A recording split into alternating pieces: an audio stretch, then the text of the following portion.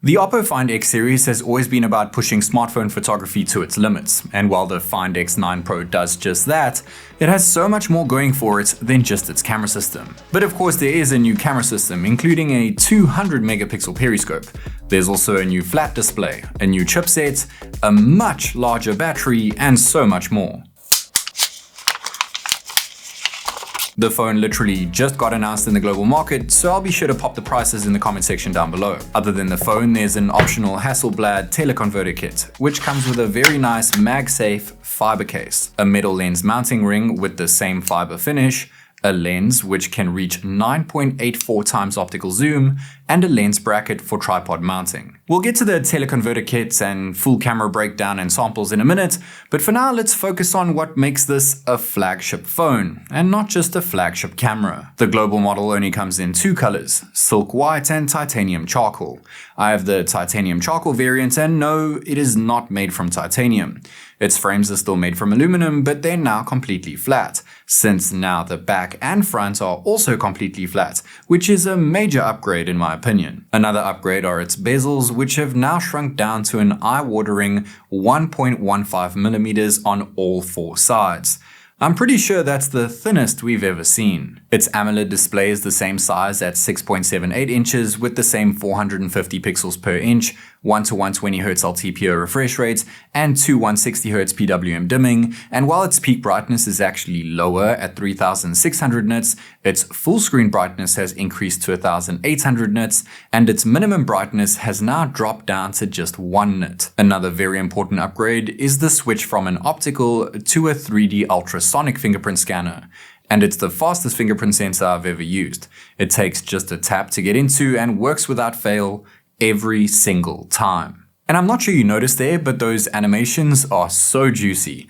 And that's thanks to all the changes that come with the new ColorOS 16, skinned over Android 16, and it comes that way out the box. Animations are also extremely fluid because of improved software to hardware optimizations with Oppo's upgraded Trinity engine, the new Dimensity 9500 chipset, and the completely new Luminous rendering engine, which renders all visual elements simultaneously. These animations are everywhere, even when using the new Flux home screen feature, which lets you adjust folder sizes, app icon sizes, and even lets you add shortcuts within that app icon related to that specific app, which is honestly genius. There's a bunch of new ways to customize your software experience, and there's now a full screen always on display which can be permanently enabled. And finally, there's a fleet of new AI features, including AI search built into the phone's global search feature.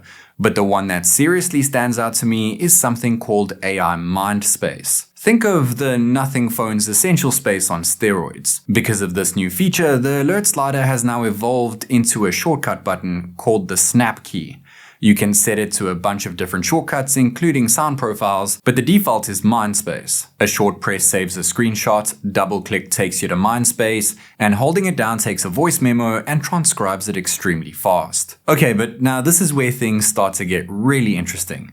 Oppo have partnered with Google to allow Gemini full access to all of Oppo's native apps, including AI Mindspace, and including the voice memos that you take within Mindspace. For example, I made 2 voice memos about wanting to go to Mexico, with some dates, travel ideas, etc. And then I asked Gemini to plan a trip for me based on the memos I took in Mindspace.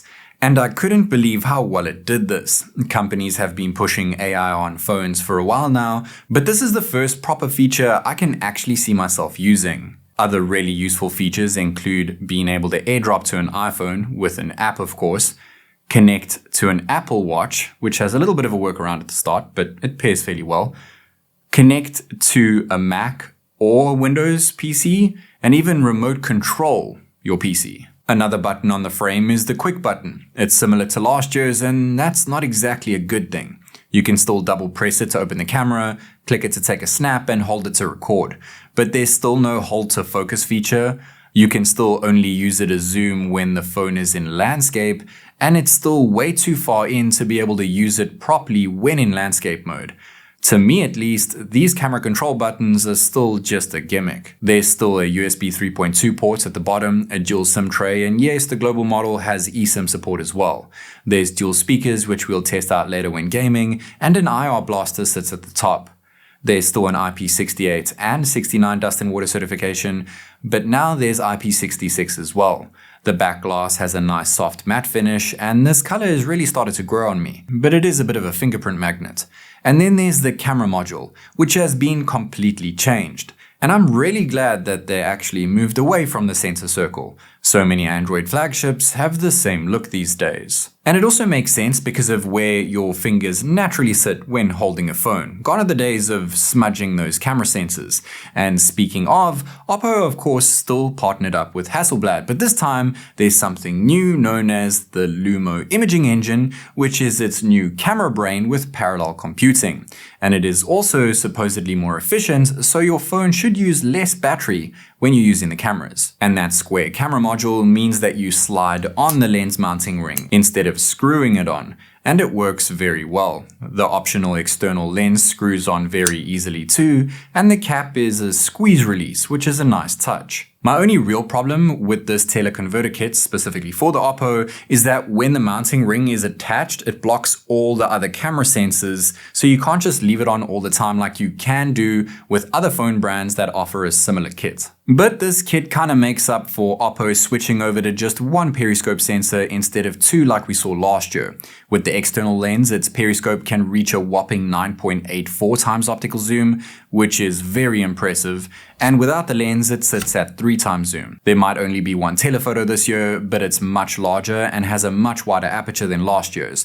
And that's because it's using the new 200 megapixel ISOCELL HP5 sensor. The main 50 megapixel camera is also an upgraded LYT-828 sensor with a larger sensor size and wider aperture. There's a new true color camera to help with color accuracy, and while the 50 megapixel ultra-wide uses the same JN5 sensor as last year, this time the selfie camera uses the same JN5 sensor, which is a pretty big upgrade as it offers autofocus. The JN5 is also a lot better than the JN1 sensor that competitive brands use. And ultra-wide pics come out incredible during the day, especially since this is the first phone that takes native 50 megapixel resolution images by default in well-lit situations. You can change this if you want, but the main reason it's set up this way is because this phone can actually handle it. Usually there's a delay when taking a high-res image, but the Find X9 Pro doesn't even stutter, and main photos come out looking so well balanced. 200 megapixel photos when using the periscope camera come out extremely natural, and color tones and white balance are very on point. And while native res photos are the default, the device will automatically bin images down if native res might introduce too much noise. This phone is beyond clever. The telephoto also offers a 10cm minimum focusing distance because it sits on a floating mechanism, but it doesn't quite take the best macro shots I've seen. The Hasselblad X-Pan mode is still around and can work across all of the rear sensors, but now it offers 6 different color profiles. 6 times sensor crop zoom on the periscope comes pretty close to last year's 6 times optical zoom, but the new 13.2 times lossless zoom is next level compared to last year. And while 30 times looks great, the max 120 times zoom looks pretty average, even with the AI telescope feature enabled. So if the 13.2 times lossless zoom looks so good without an external lens, then why do you even need the teleconverter lens? Well, DSLR-like bokeh is one, almost 10 times optical clarity is another, and after using the external lens, I have to say, it would be really hard to not want to use it. Unfortunately, you can't take high-res images when using the lens, and while close to 60 times zoom looks unbelievable, 200 times zoom looks a bit average.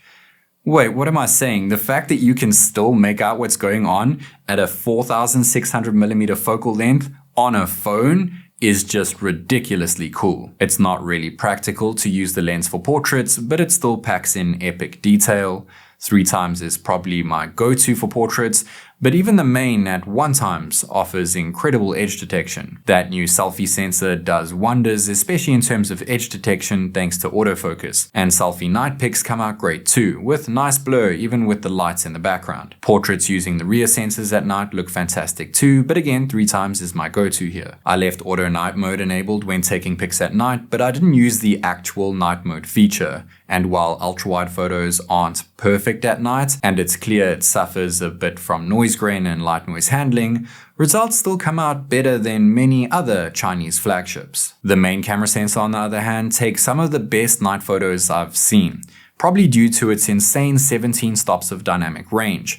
It somehow nails color accuracy, white balance, and light noise handling. And it's a similar case when taking 3x zoom snaps with the periscope. That larger sensor size, wider aperture, and Lumo imaging engine certainly helps at night. 13.2x lossless zoom looks great at night too, but light noise handling starts to dip. And while there is noise grain at 120x zoom, it still looks pretty clean. When using the teleconverter lens at night, light noise isn't handled as well, but photos still come out with a cinematic bokeh look. And while portrait and landscape shots aren't perfect, white balance is still handled very well. And if it was crazy to think that you could make out the photo at 200x zoom during the day, imagine a similar result at night. And then there's video. All sensors can shoot 4K 60 FPS even when using the teleconverter lens, and with HDR Dolby Vision enabled too. But only the main and periscope can shoot 4K 120 FPS video along with Dolby Vision. Ultra-wide video looks good, especially in terms of detail, but I feel that stabilization could be a bit better. Main video comes out a lot more stable thanks to OIS. It packs in plenty detail and gives a very good sense of depth thanks to very good and nice transitioning autofocus. 3x optical periscope video is surprisingly smooth when panning, and once again detail is in full force. And while 4K video when using the teleconverter lens stutters a tiny bit more, it should be a crime at how good this 10x zoom video comes out. 4K 120 FPS slow motion video only works with the main and periscope sensors, but it comes out looking unreal. Unfortunately, there is no 8K video option at all, but portrait video is very good and can be shot at 4K.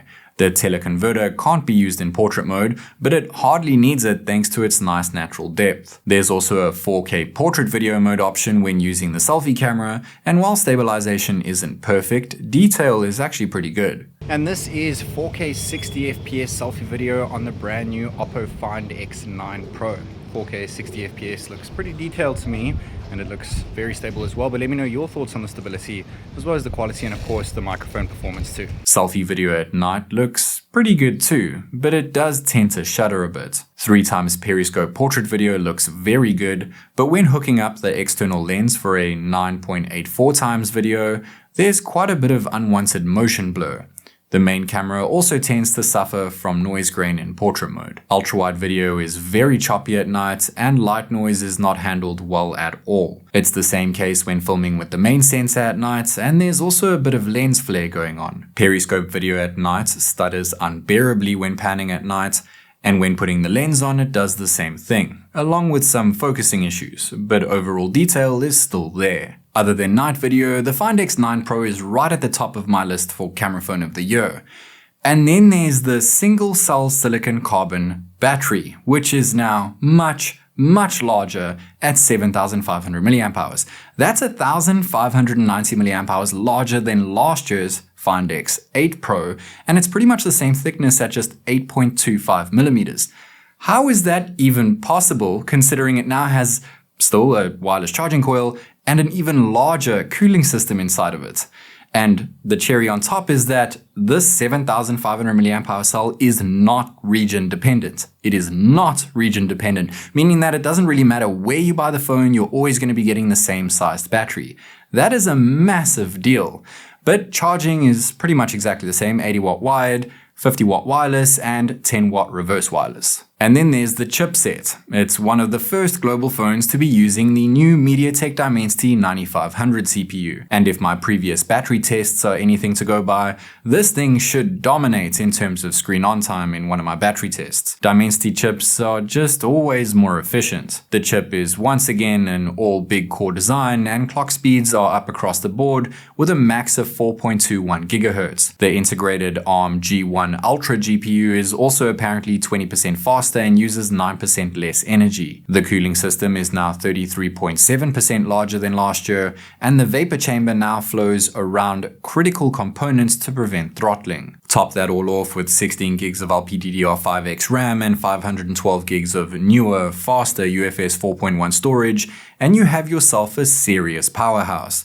I mean, benchmarks kind of speak for themselves here. So naturally, when playing a game like Call of Duty Mobile, the device averaged a solid, extremely smooth 120 FPS the entire time, and it barely got warm while playing this and the next couple games for over an hour. Next up, we naturally had to test out Genshin Impact on maxed out settings, and it maintained an average of 60 FPS. I have no doubt that it would be able to exceed this if the game wasn't capped at 60 frames. And then lastly, we hopped into Withering Waves, also on maxed out settings and ultra high resolution. This is pretty much the benchmark for mobile gaming, so there were some frame drops from time to time, which is expected, but it sat at around 60 FPS most of the time while playing, and I never noticed any stutters. I stand ready.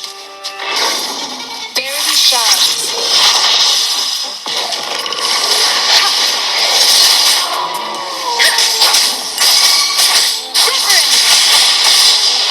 Performance has no doubt improved, but phones are only as powerful as what's available to them, and to be honest, gaming on phones has already kinda peaked. Other than standard upgrades like a new chipset, Oppo's latest Find X flagship has improved in so many ways it's crazy. There's faster storage, a larger cooling system, finally a flat screen with incredibly thin bezels, an ultrasonic fingerprint scanner, huge software improvements with proper useful AI features, and a new snap key, a new design which actually makes sense, a set of new camera sensors, an optional telephoto extender lens, and an enormous 7,500 mAh battery, which is not region dependent.